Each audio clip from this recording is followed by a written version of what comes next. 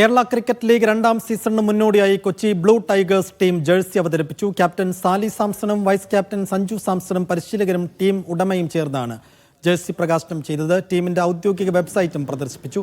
ചേട്ടന്റെ കീഴിൽ കളിക്കാൻ കഴിയുന്നത് ആകാംക്ഷയോടെയാണ് കാണുന്നതെന്ന് സഞ്ജു പറഞ്ഞു. ഏഷ്യാകപ്പിൽ ഇന്ത്യൻ ടീമിൽ ഇടം ലഭിക്കുമെന്നാണ് പ്രതീക്ഷയെന്നും സഞ്ജു.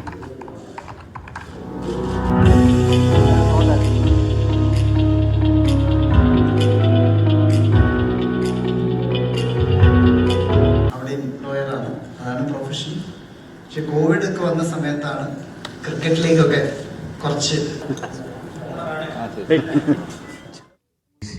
എന്നുള്ളൊരു പ്ലാറ്റ്ഫോം എന്നുള്ളൊരു ഇവന്റ് ഇത്രയും വലിയൊരു ഇവന്റായിട്ട് നാട്ടിൽ മാറിയതിൽ വലിയ സന്തോഷം.